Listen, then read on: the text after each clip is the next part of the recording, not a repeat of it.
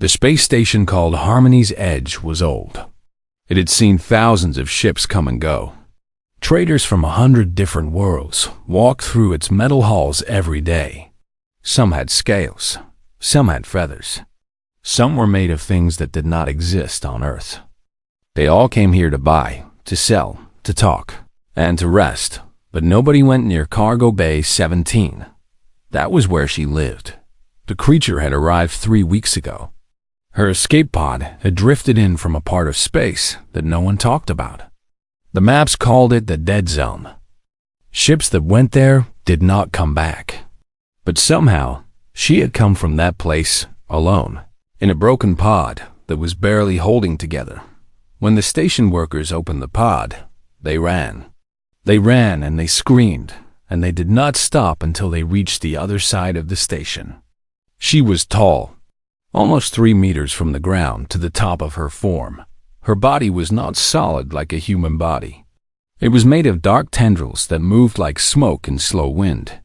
Sometimes the tendrils reached out. Sometimes they pulled back into her center. She had patches on her body that glowed with soft light, like stars that were dying far away. The colors changed: blue, purple, white. They pulsed like a heartbeat. Her face was the worst part for most people. She had 6 eyes. They were pale, almost white, and they never closed. They never blinked. They just watched, always watching. And when she moved from one place to another, the air around her felt wrong, heavy, like reality itself did not want her there. The station gave her a name. They called her the Void Wraith. Commander Yuna had tried everything she could think of. She put up force fields around the cargo bay. The creature walked through them like they were not there. She sent in robots to communicate. The robots stopped working the moment they got close. She tried sleeping gas. It did nothing. She tried talking through speakers. The creature did not respond, so Yuna did the only thing left. She let the creature stay in Cargo Bay 17 and told everyone to stay away. But that was not enough for the other species on the station. The Kovani were a proud people with scales like armor and eyes like fire. Their traders refused to use any hallway that was within 5 sections of the cargo bay. They said the creature made them feel like they were going to die. Not a physical feeling. Something deeper. Something in their souls. The Thelians were tall and thin with 4 arms and skin that changed color with their mood. Their ambassador, a male named Threll, came to Yuna's office every single day with new complaints. He wanted the creature gone. He wanted it dead. She is a danger to everyone on this station, Threll said during one of their many meetings. His skin was dark red, which meant he was angry. He was always angry these days. She has not hurt anyone, Yuna said. She was tired. She had not slept well since the creature arrived. Nobody had. She has not hurt anyone yet, Threll corrected. He leaned forward, and his 4 hands pressed flat on her desk. Do you know what her kind did to the 9th Expansion Fleet? 13,000 soldiers. 13,000 families destroyed. The ships were found drifting in space with no damage on the outside. But inside, every single person was dead. No wounds, no poison. They just died. All at once. Like something had reached into their minds and turned off their lives. Yuna had heard this story before. Everyone had. It was one of the reasons the Dead Zone existed. One of the reasons no one went there anymore. We do not know if she is the same species, Yuna said carefully. Look at her, Commander. Thrall's voice was low and hard. She is death given form. She is a monster. And you are letting her live in our station like she is a guest. Yuna did not have an answer for that. The council met that evening. Representatives from 9 different species sat around a curved table and argued for 3 hours. Some wanted to study the creature. Some wanted to try to communicate again. Most wanted her dead. In the end, they voted. 8 voted for death. 1 voted to wait. Yuna did not vote at all. The creature will be removed from the station within 7 days, the council chair announced. She will be placed in a cargo pod and sent into the nearest sun. This is the safest option for everyone. Una walked back to her office alone. The halls were quiet at this hour. Most of the station was asleep or trying to be. She stopped outside Cargo Bay 17 without meaning to. The doors were thick and sealed with 3 different locks. But she could still feel it, that heaviness in the air, that sense of something vast and dark waiting on the other side. She pressed her hand against the cold metal of the door. "What are you?" she whispered. "What do you want?" There was no answer. There never was. Una turned and walked away. She did not see the lights on the other side of the door pulse in a slow, sad pattern. She did not hear the low sound that came from deep within the cargo bay. It was not a threatening sound. It was not a warning dot, it was a cry. The same cry the creature had been making since she arrived. The same cry that no one understood. The same cry that everyone heard as a threat. But it was not a threat dot, it was a plea. And no one was listening. The next morning, a small human ship docked at Harmony's edge. It was called the Horizon Wanderer, and it carried supplies, spare parts, and 1 new crew member. His name was Park Ji-ho. He was a medical officer. He was also about to change everything. Ji-ho had been on the station for less than 2 hours when he first heard about the creature. Akashvora had been on the station for less than 2 hours when he first heard about the creature. Kovani merchant stopped him in the hallway. Her scales were a dull gray color, and her eyes kept looking over her shoulder like she expected something to jump out at any moment. "You are the new human," she said. It was not a question. "I am," Ji-ho replied with a small smile. "Medical Officer Park Ji-ho, nice to meet you. You should stay away from the lower cargo sections," the merchant said quickly. "There is something down there. Something wrong. Something that should not exist." The creature? Ji-ho had read the reports on his way to the station. Everyone had been talking about it on the communication channels. The one they call the Void Wraith? The merchant made a hissing sound. "Do not say that name. Not here. Not anywhere." She moved closer, and her voice dropped to a whisper. "Humans are soft. Easy to break. Your kind would not survive even being near it. Stay away. Stay far away." Ji-ho thanked her for the warning. For Ning. He continued walking. He got the same warning 3 more times before he reached his quarters. A Thalian dock worker. A small furry creature whose species he did not recognize. Even the station computer gave him an alert when he asked for a map. "Cargo Bay 17 is restricted," the computer said in its flat voice. "Extreme danger. Access not recommended." Ji-ho looked at the map for a long time. His quarters were on the other side of the station. Far from the cargo bay. Far from the creature. Safe. He put down his bags and went to Cargo Bay 17. It was not bravery that made him go. Ji-ho did not think of himself as brave. He was curious. He had always been curious. Before he became a medical officer, he had studied strange life forms for many years. He had touched creatures with poison in their skin. He had talked to beings that communicated through colors instead of sounds. He had held the hand of a dying alien that looked like a nightmare but cried like a child. Fear was not useful in that kind of work. Fear made you miss things. Fear made you see monsters where there were only lonely creatures waiting to be understood. The hallway to Cargo Bay 17 was empty. The lights were dim. His footsteps echoed on the metal floor. The closer he got, the heavier the air felt. It was like walking into deep water. Pressure on his chest. Pressure behind his eyes. The 3 locks on the door opened by themselves when he approached. He did not know why. Maybe the station had given up trying to keep people out. Maybe something else was happening. The door slid open. The cargo bay was large and dark. Old boxes and containers were pushed against the walls. Emergency lights on the ceiling gave off a weak orange glow. And in the far corner, Jiho saw her tendrils first. They were wrapped around her body, like she was trying to make herself as small as possible. Like she was trying to hide. Then he saw the lights on her skin.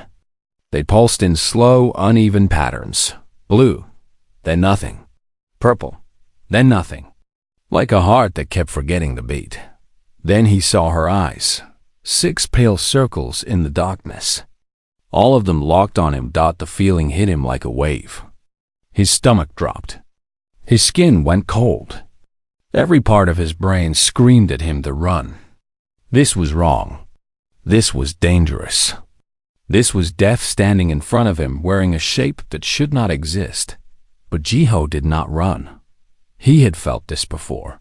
Years ago, on a distant planet, he had entered a cave where a wounded creature was hiding. The creature had been afraid. So afraid that its fear had spread to everyone around it. The search team had run away. But Jiho had stayed. He had sat down. He had waited. And slowly, the fear had changed. This felt the same. This was not the creature's hatred. This was not a threat. This was fear. Her fear. She was projecting it because she did not know how to stop. "Hey," Jiho said softly. His voice shook a little, but he kept it gentle. He crouched down slowly, making himself smaller, less threatening. "You must be scared." The tendrils stopped moving. The lights on her body flickered. Once, twice.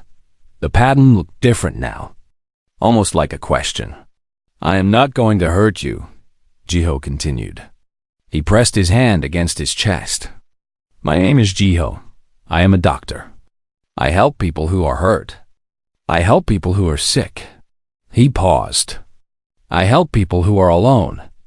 The creature did not move, but the pressure in the air changed. It was still heavy, still strange, but there was something else now. Something underneath the fear. Sadness. Deep and old and endless. Jiho felt his eyes sting. He did not know why he was so affected.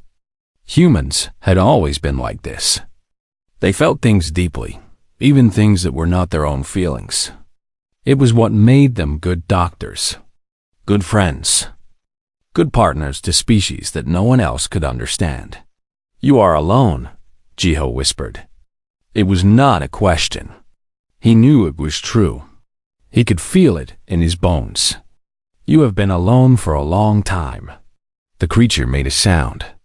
It was low and soft, like wind moving through empty halls. It was not the threatening sound the others had described. It was not a warning. It was almost like a sigh. Jiho stayed in the cargo bay for an hour. He did not move closer. He did not try to touch her. He just sat on the cold floor and talked. He told her about Earth, about blue skies and green trees and oceans that stretched to the horizon.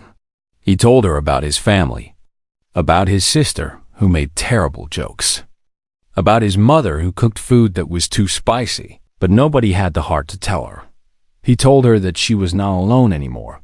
When he finally left, the creature's lights were pulsing in a new pattern, slower, calmer, almost peaceful. The fear in the air was still there, but it was quieter now, like it was waiting to see what would happen next. Jiho walked back to his quarters with tears on his face that he could not explain.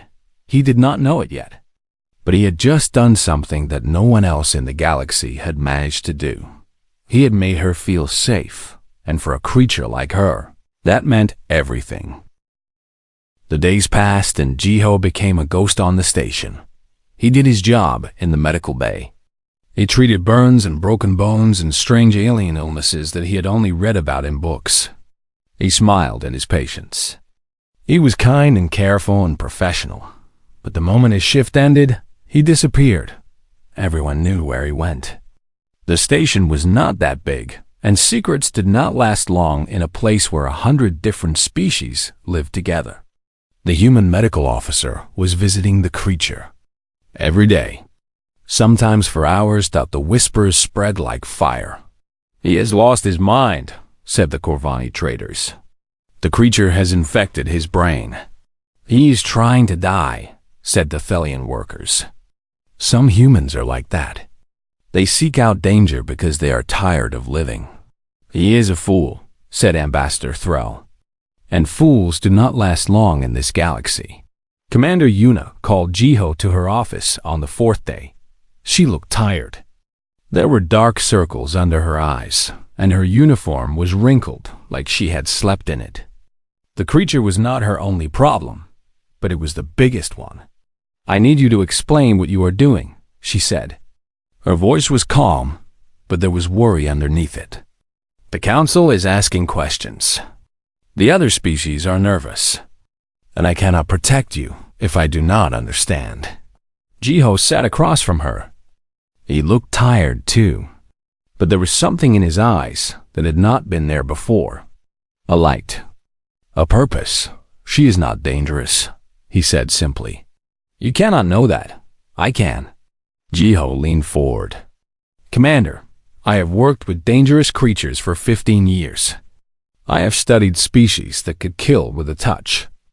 I have been in rooms with beings that eat other beings for food. I know what danger feels like. And she is not it." Yuna frowned. The fear. The pressure. Everyone feels it near her. Even the security drones malfunction. "That is not aggression," Jiho said. "That is trauma." The word hung in the air between them. "Explain," Yuna said quietly. Jiho pulled out a small device and put it on her desk. A holographic display appeared, showing patterns of light. They were the same patterns he had seen on the creature's body. "I have been recording her," he said. "Every time I visit, I record the lights on her skin. At first, I thought they were random. But they are not. They are communication. They are language." Yuna studied the patterns. "What is she saying?" "Fear, loneliness, pain." Jiho pointed to different sections of the display. "These patterns repeat over and over. She is not threatening us, Commander. She is crying for help. She has been crying for help since she arrived. But everyone is so scared of her that they hear it as a threat." Yuna was silent for a long moment. She thought about the vote. 7 days to execution. 3 days had already passed. What about the Ninth Fleet? She asked finally. 13,000 dead. If her kind did that, I asked her about it. Jiho's voice was sad. Not with words. She does not understand words yet. But she showed me something. A memory, I think. Her people do not attack, Commander. They reflect. They are like mirrors. They take in what is around them and send it back. I do not understand. The fleet came in with weapons ready. They were afraid and angry and prepared for war. Her people felt all of that. All that violence. All that hatred. And they reflected it back. Jiho's hands were shaking slightly. They did not kill the fleet. The fleet killed itself with its own fear. Yuna felt something cold move through her chest. That is horrible. Yes, but it is not murder. Jiho looked at her with desperate eyes. She is young, Commander. Very young. She is a child. A child whose entire family died when the fleet attacked. A child who has been drifting alone in space for who knows how long. A child who finally found other living beings and is being treated like a monster because she does not know how to stop showing them her pain. The office was quiet. Yuna could hear the hum of the station around them. Ships docking. Machines working. Life continuing like it always did. The council voted, she said slowly. I cannot change that. Then help me change their minds. How? Jiho stood up. Let me show them what I see. Let me prove that she can be peaceful.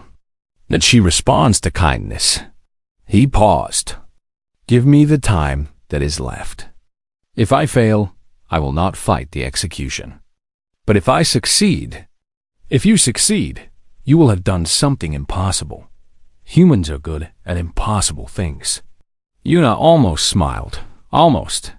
4 more days, she said. That is all I can give you. Jiho nodded. It was not enough. But it was something. That night, he brought a thermal blanket to cargo.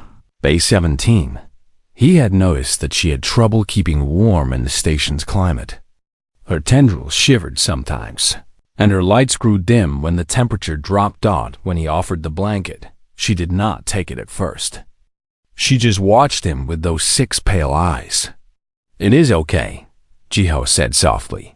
It will help you stay warm. I do not want anything in return. I just want you to feel better. Slowly, one of her tendrils reached out. It wrapped around his wrist. The touch was cold and strange, but it was also gentle. So gentle that Jiho felt tears in his eyes again. She took the blanket. She wrapped it around her dark form. And then she made a sound that was different from all the others. Thought it was soft. It was warm. It almost sounded like she was trying to hum. Jiho sat down beside her. Not touching, just near. I gave you a name, he said quietly. In my head, I call you Bio. It means star in my language. Because your lights remind me of stars. The creature's tendrils moved. Her lights pulsed in a new pattern. The station's translation software would later identify it as an attempt to copy human speech patterns. She was trying to say his name. Jiho, he said slowly. Pointing to himself, the lights pulsed again. Slower, more careful. Ho! The sound was not right. It was too low and too hollow. But it was there. A word. An attempt. That is right, Jiho whispered. His heart was beating fast. That is me. And you are Bio. We are going to be okay. I promise. He did not know if he could keep that promise, but he was going to try. Ambassador Thrall had no more patience left. He stood in the council chamber on the 5th day, his forearms spread wide, his skin burning red with anger. The other representatives sat around him. Some looked nervous. Some looked tired. None of them looked hopeful. The human has lost his mind, Thrall announced. His voice echoed off the metal walls. He spends hours with the creature. He talks to it. He brings it gifts. He has stopped being a medical officer and has become its servant. He's trying to communicate with it, Commander Yuna said from her seat at the far end of the table. That is what we asked him to do. We asked him nothing. Thrall turned to face her. We voted. The execution was decided. But this human has decided that our laws do not apply to him. He has decided that his feelings matter more than our safety. A Kovani representative spoke up. The creature has been quieter since the humans started visiting. The fear in that section of the station has decreased. Quieter is not gone, Thrall snapped. Decreased is not eliminated. The creature is still dangerous. The creature is still a threat. And every day we wait is another day that something could go wrong. He looked around the room. Do you want to explain to your people why you let a monster live when you had the chance to destroy it? The room was silent. The execution proceeds tomorrow, Thrall continued. The Kovani warship Absolute Judgment has agreed to take the creature. They will escort the cargo pod into the sun. It will be fast. It will be clean. It will be over. He paused. Unless someone here wants to argue for the monster. No one spoke. Yuna closed her eyes. She had known this was coming. She had tried to delay it as long as possible. But she could not fight the council alone. She could not save the creature if no one else wanted it saved. The door to the council chamber opened. A human woman walked in. She was tall and calm, with dark hair pulled back from her face. She wore the uniform of a diplomatic officer, and she moved like someone who had walked into 100 rooms where she was not welcome. "My name is Hana," she said. "I am the representative for humanity on this station. I arrived this morning." Thrall made a sound of disgust. "You are too late. The vote has already happened. Then I call for a new vote." Hana's voice was steady. "Under Section 7 of the Galactic Council Agreement, any member species can request a revote if new evidence has been presented." "What new evidence?" Hana held up a datapad.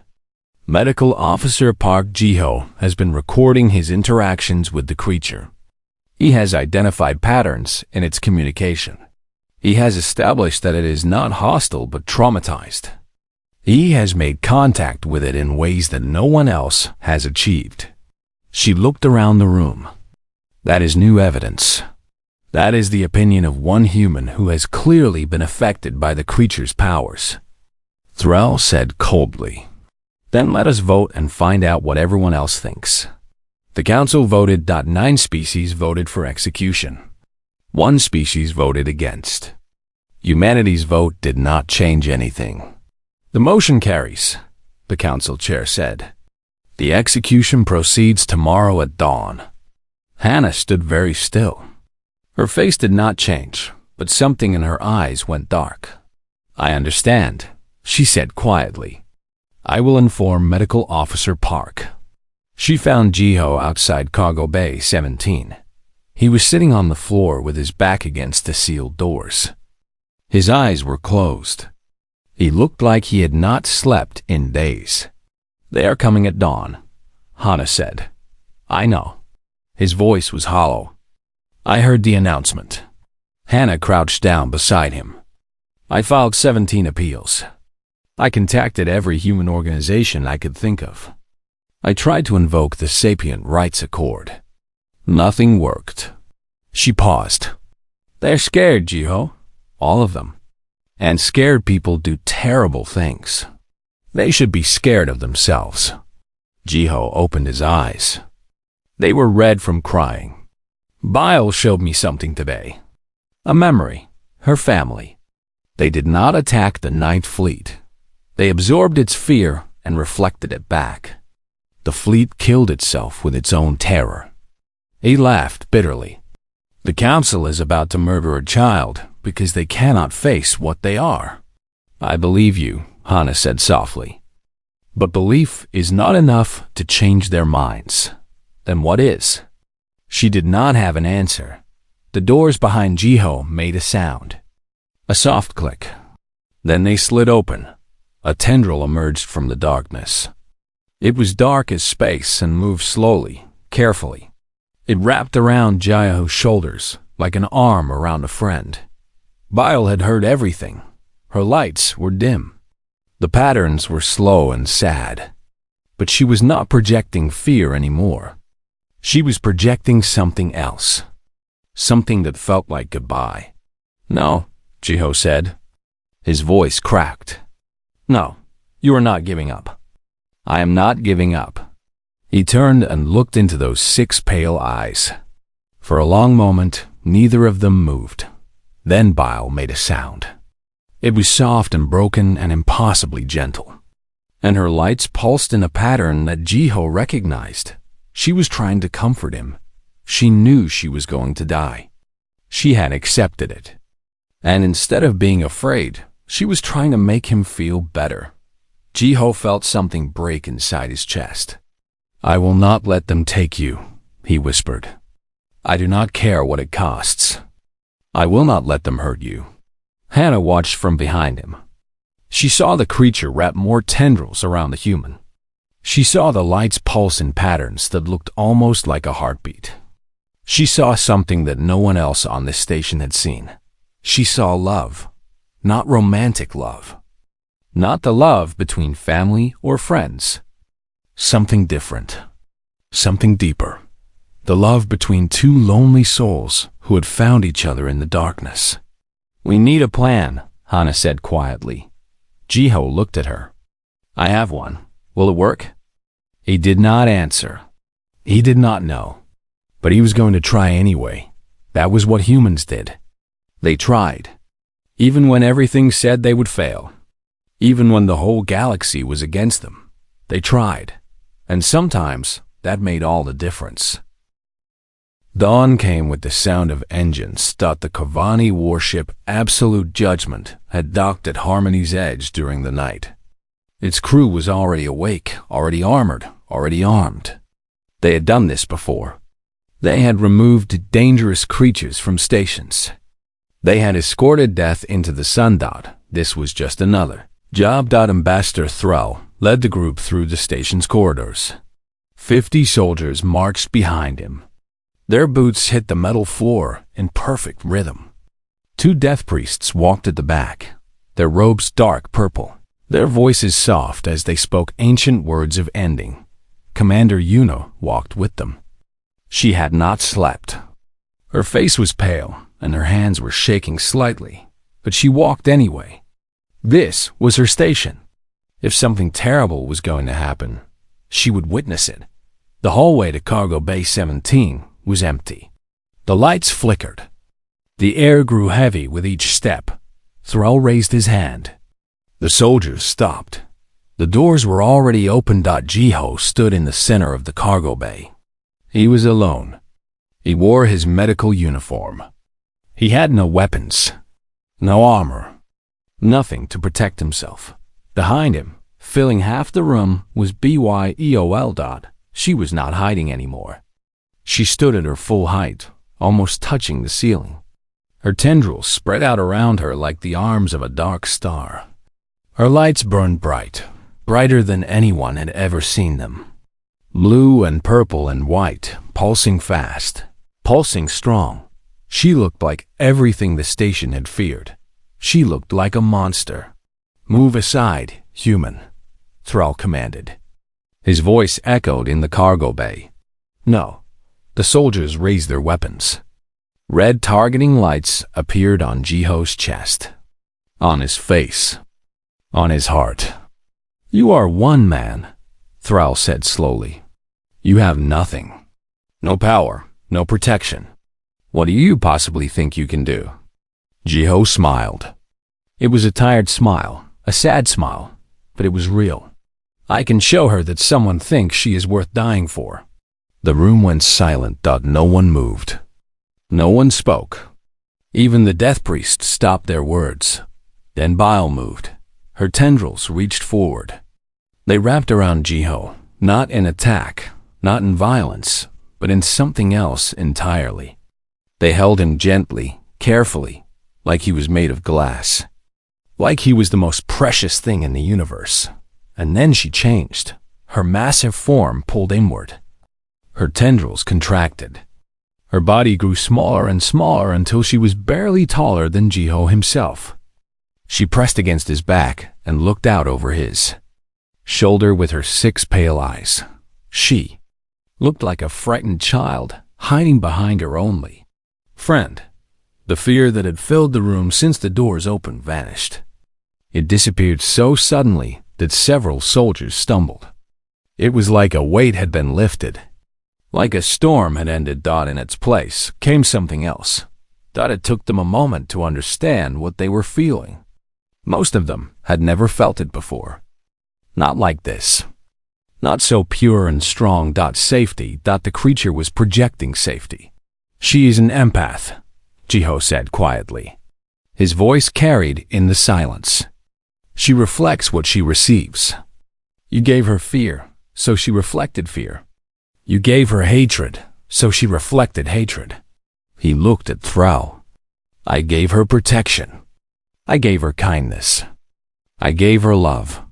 He paused. "What do you think she will give back if you try to take her?" Thrall's 4 hands were clenched into fists. His skin was pale now, all the red anger drained away. "This is impossible," he whispered. "No, Ambassador." Jiho shook his head. "This is human." Commander Yuna stepped forward.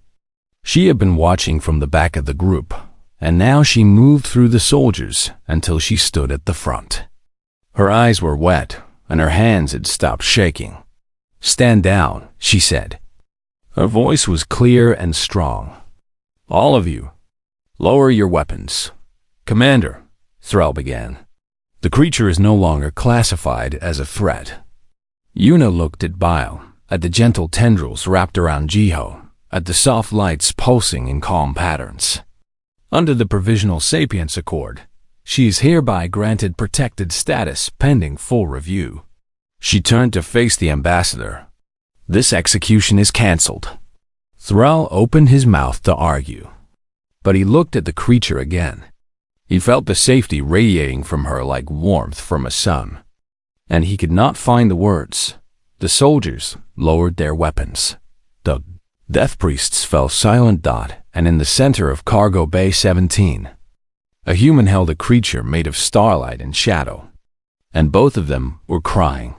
"Safe," Bile pulsed with her lights. The pattern was slow and warm and full of something that could only be called love. "Safe, safe." "Yeah," Jiho whispered, his arms wrapped around as much of her as he could reach. "You are safe now. I promise. You are safe." 1 year later, the report from Harmony's Edge became famous across the galaxy. It told the story of a species that everyone had feared. Creatures that reflected emotion like mirrors. Beings that had been hunted and killed because no one understood what they were. It told the story of a human who had done something simple. He had not fought. He had not argued. He had not tried to prove anything with science or logic. He had just been kind, and that kindness had changed everything. Ambassador Thrall was interviewed for the report. He was asked what he had learned from the experience. His answer was simple. "Humans do not see the galaxy as it is," he said. "They see it as it could be. And somehow, impossibly, they make it so." On Harmony's Edge, in a converted living quarter that still had scorch marks on the walls from old containment fields, a creature made of starlight and shadow sat on the floor across from her guardian. Between them was a stack of cards. They were playing a human game called Go Fish. "You are cheating," Jiho said. Bile's lights flickered in a pattern he knew well by now. Laughter, pure and bright and free. "I do not cheat," she pulsed. Her communication had improved so much over the year. Full sentences now. Complex ideas. Jokes. "I simply understand the cards better than you do." Jiho laughed too. He had been laughing a lot lately. More than he had in years. Outside the window, ships moved between the stars. Traders and explorers and families looking for new homes. The galaxy was vast and strange, and sometimes cruel. But here, in this small room, there was warmth. There was safety. There was love. Bile put down her cards and moved closer to Jiho, her tendrils wrapped around him gently. And she rested her form against his shoulder like a child leaning against a parent. "Thank you," she pulsed softly. "For what?" "For calling me safe when everyone else called me monster." Jiho felt his eyes sting. Even after a year, she could still make him cry. "You were never a monster," he said. "You were just waiting for someone to see you." Her lights pulsed. Again, slow, warm, full of a gratitude that words could never capture. "I was waiting for you," she said. And somewhere in the vast darkness of space, a species that had been hunted for centuries learned a new word. They learned it from the humans, who seemed to know it better than anyone. The word was safe, and they never forgot it again.